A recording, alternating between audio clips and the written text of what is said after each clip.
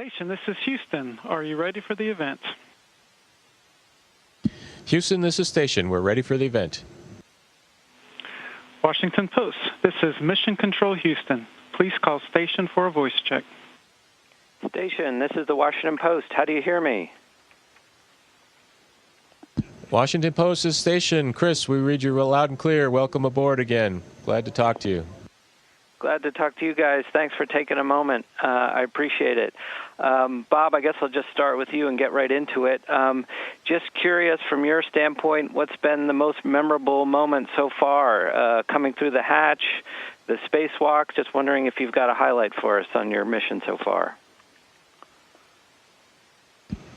Well, certainly the highlight for both Doug and I was initial arrival at Space Station, coming through the hatch again and being on board after several years of working on a new spacecraft and the shuttles being retired. But after that, it would have to be the spacewalk. Chris and I had a great event last Friday and a wonderful view of Dragon. It was just awesome to be able to look back and snap a picture. And I think we got a good daylight shot that kind of showed HTV and Dragon all out there on the front of Space Station. It was pretty awesome. Well, speaking of Dragon, I was just curious how you're feeling about the ride home and what you'll be looking for from the spacecraft, as obviously it's a test mission. Just sort of curious about also some of the technical aspects of it, if you have any sense of your top velocity, what the weight of the spacecraft will be on reentry, and, the temperatures that you'll be seeing.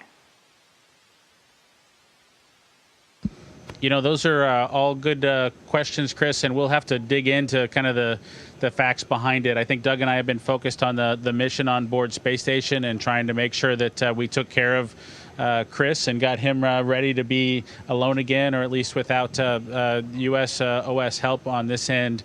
We're, of course, looking forward to the return. And the details of that in terms of velocities and temperature, it's basically the same energy we put in, the same speeds we needed to achieve in order to get into low Earth orbit and get docked to Space Station are what we're going to need to slowly slow down. And it doesn't take much to start dipping back into the atmosphere and coming back down. As far as the weight of the vehicle, I know that the Hawthorne team is managing very carefully where it's not so much the weight as it is the center of gravity is, so that we get good performance coming through the atmosphere. And Doug and I will be very carefully packing the individual items exactly where they tell us to, so that we've got good center of gravity location, so that we get good aero performance as we come back through the atmosphere. I think we'll get a lot of those details in the next probably 3 weeks or so.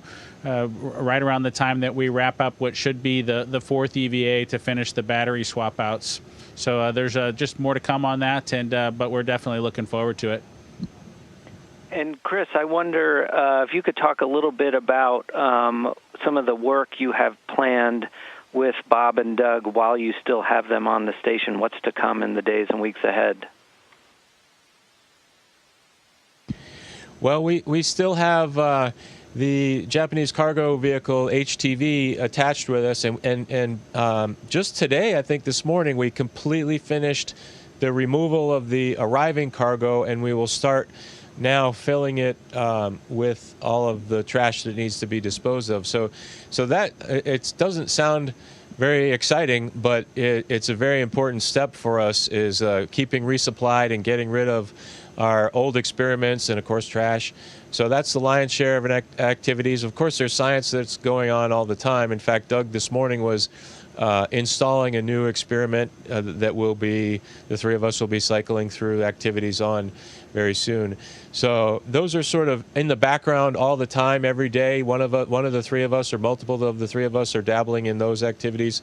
And then Bob and I, of course, the balance of our time is filled up with EVA prep, and as soon as we hang up with you, we have a conference with the ground team that's kind of coordinating all of those activities. So that's really fills up our month, believe it or not. We are steamrolling right into July right now, and before we know it, the series of EVAs will be over, the HTV will depart, and so will my two crewmates.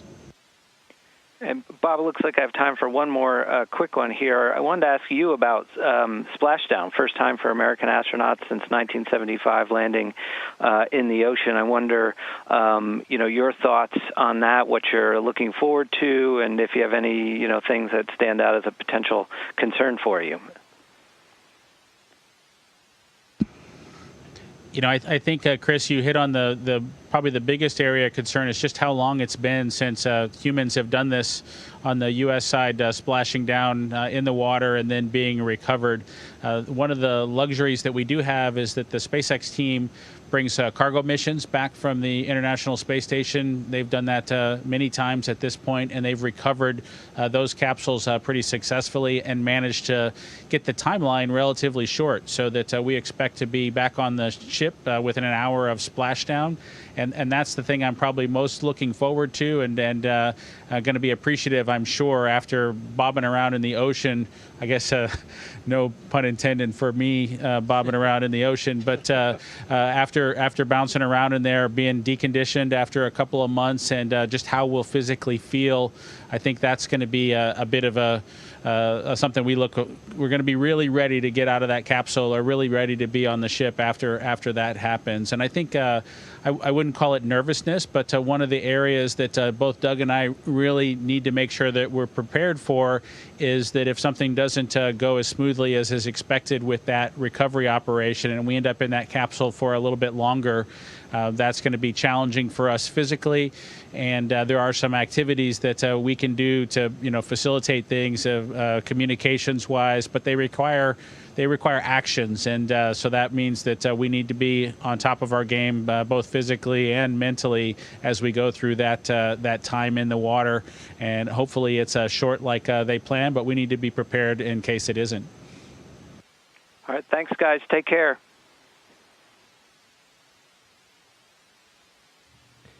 Thanks, Chris. Station, this is Houston ACR. That concludes the Washington Post portion of the event. Please stand by for voice check from the Associated Press. Station, this is the Associated Press. How do you hear me? Hello, Marcia. We hear you loud and clear. Welcome to the space station. Well, thanks. Talking to you from the Kennedy Space Center. I'll start with you, Bob. I was just wondering how the checks are going with the Dragon up there right now, and are you seeing anything that you might change or recommend when the Dragon is carrying 4 people up on the next flight? I was just curious as your thoughts.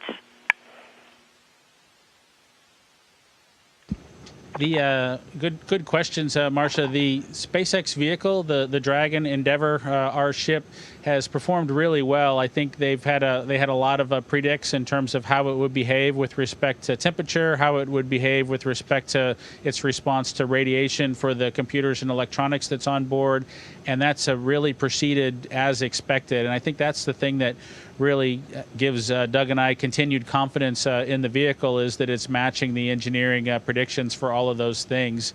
And I think that we're looking forward to that continued performance. Are you ready to come back? I think as far as anything that we would change. Sorry, Marcia, I needed Chris to remind me the other question about what we might change on board. I think the things that we've really looked at is that we focused on the Demo 2 mission, getting 2 crew members up here to the International Space Station and making sure vehicle performance was good. And there are some things that as 4 crew members need to be on board that we'll want to manage a little bit differently. And so Doug and I have a lot of ideas with respect to that in terms of how food is organized, or how we get water on board the vehicle, or how we manage where each person will be through the free flight time as you arrive towards station. And so, we're just going to think about what the next crews would need, being this, they're just a little bit bigger. Twice as many people in the same amount of space doesn't quite just make it twice as hard. It could make it 4 times as hard or 8 times as hard.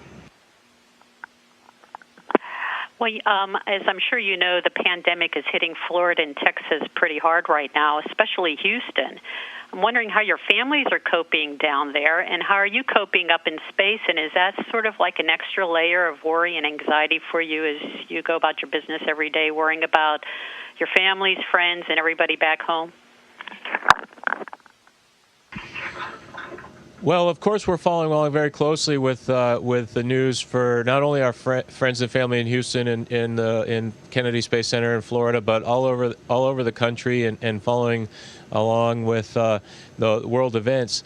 But the interesting thing, as I think about, to answer your question, we on board didn't have the feeling of getting over the hump in this kind of second wave, since we're looking from afar. So I think that's the difference for me anyways. I don't want to speak for Bob and Doug, but for me, I've just been kind of this steady state concerned for folks, and didn't really have a let my guard down type feel, because I wasn't living in the environment. Not that I'm being more vigilant than anybody else. I'm just saying that up here, our daily routine doesn't involve quite so strict measures, or really any measures at all. We just go about our time. So I didn't have a kind of a second wave type feel that I think is going on right now for a lot of folks, and that's what's making it quite so hard. But we definitely are concerned greatly. Also, I don't know if I've ever covered a spacewalk where the spacewalkers were 2 hours ahead of schedule, like as happened with yours Friday. Did you feel like you were really hurrying out there? How did you move so fast? And Chris, I'm wondering, any idea yet on how your wrist mirror came off, and do you have a spare for Wednesday? Well, we do have spare wrist mirrors for sure, and I'll tell you, Marcia, that was a real bummer for me. I had no idea how it happened. The wrist mirrors are on your wrist kind of tight. I mean, they're on there pretty snug, so for something, it had to have been a small tether or piece of metal, or there's a metal a tether attachment on near the airlock handrail, and maybe that just slid right in the perfect seam and slid it off. I don't know. I just happened to glance down and I saw this reflecting thing disappearing into the darkness, and that was the last I saw of it. So we do have spares. That's good. And in terms of getting ahead, every spacewalk, you're one stuck bolt away from being 2 hours behind. And I think we just sort of got lucky that we were on the front side of that one stuck. There was no stuck bolts. All the bolts worked. And I think that's a tribute to how much thought has gone into these particular bolts and analysis on how to manage them well, and focusing a lot on the bolts, because that's really what the task is with batteries, is driving them. And if you have a sticky mechanism, we would not have been 2 hours ahead. Now, granted, I think we both have a fair amount of experience with batteries in the pool, certainly, and up here as well. So we're familiar with the handling characteristics of holding a big 400-pound thing, and how we needed to work together. So that part just worked out really well, that we were lucky. One interesting thing Bob and I just realized is we have never been in the NBL together in all of our decade and a half time at the Johnson Space Center, which is ironic. Our very first time in EMUs is outside on a real spacewalk. So anyway, everything just lined up perfect. And before I say goodbye, one last quick question. The Russians are proposing to fly a tourist and have that tourist do a spacewalk. And Chris, you know better than anybody the dangers of spacewalking from your last time. In any event, is that a good idea, sending tourists out on a spacewalk, even if they've got some sort of training? And Godspeed and good luck. Well, thank you, Marcia. I think it could be really challenging for a tourist to go on a spacewalk, and so I'm confident that our Russian partners, as well as any U.S. participants, would really focus on making sure that person would have the appropriate training. Now, the tourist category may really apply to some of the other aspects of station activities, maybe less training with respect to rack transfers or doing, maintenance on board the International Space Station.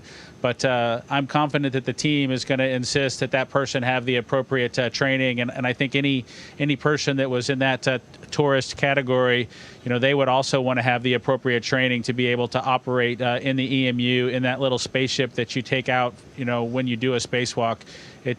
I don't think they would feel comfortable if they did one MBL run. They would recognize that you need to treat it with respect and be prepared for the space environment.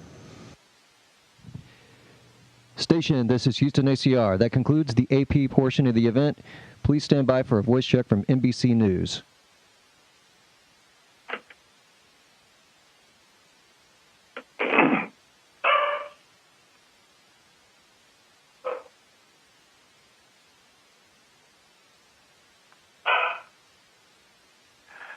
All right, Space Station, this is Lester Holt from NBC News. Great to see both of you. Congratulations on the successful spacewalk on Friday. Bob, let me begin with you. Can you describe to our audience what it's like to work with these heavy components, the Earth spinning beneath you, and working in this weightless atmosphere? Well, Lester, welcome aboard the International Space Station. Both Chris and I had a wonderful time on that spacewalk. Just one of the things you do have to be prepared for is just how big those batteries that we were changing out actually are. We both commented on their weight or their mass, being something that you had to be really careful with. We didn't want to treat them harshly because those were the batteries that we needed for the next several years on board Space Station. And if you let them get out of control, they can smash things like your finger or sensitive parts of Space Station. And so we just took it slow and steady, and were really careful and tried not to damage anything as we accomplished the swap out. And luckily for us, things worked well, and that all went smoothly.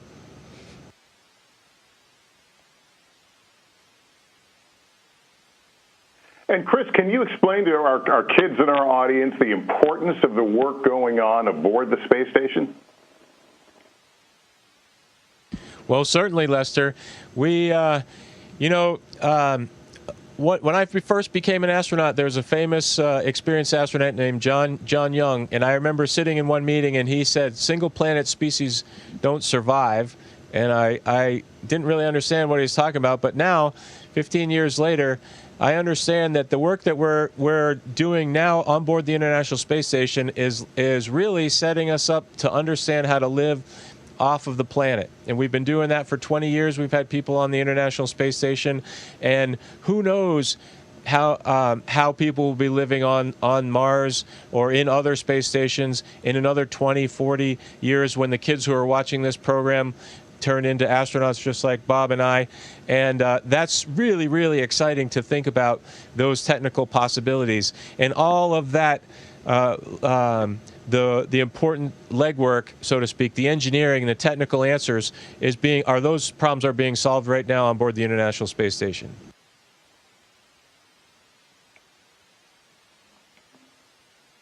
You guys have a unique view, certainly, into the future. It's amazing to hear and see some of the images that you send back. We've got some questions from the kids. I hope you guys don't mind answering. Here's one from our friend Jerry, who is a big space buff. Here it is. If you could ask the two astronauts one question, what would it be, Jerry? Well, I'd say, how do you go to the bathroom when you're out in the black with the starred space, not in the spaceship? All right, Bob, I'm going to let you tackle this one. So I think the question was, how do we go to the bathroom when we're not inside of the spaceship? And I guess that refers to our spacewalks. And I guess there's not any delicate way to say this. We both wore adult diapers, and just in case we needed to use them while we were out during the spacewalk. I think sometimes you have to use them even before you get out the hatch. The process of getting out for a spacewalk takes a long time, and so you just got to be prepared for it. But it's the best view for a bathroom anywhere.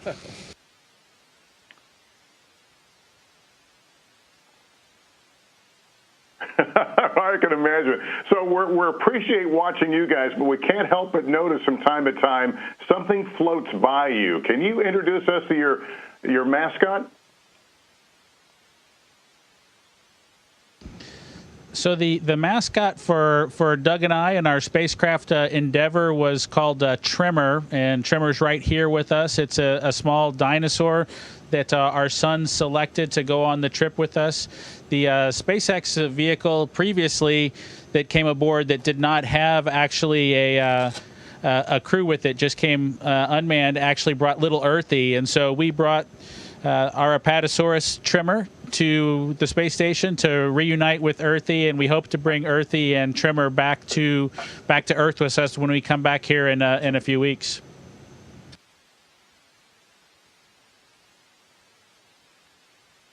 That is terrific. You guys are having too much fun up there. Fellas, thank you so much for spending some time with us and answering some of our questions. Continue to have a safe mission. We look forward to seeing you back on Earth. Thank you very much, Lester. We appreciate being with you. And hello, kids. Station, this is Houston ACR. That concludes our event as we count down to 20 continuous years of humans living and working on the International Space Station.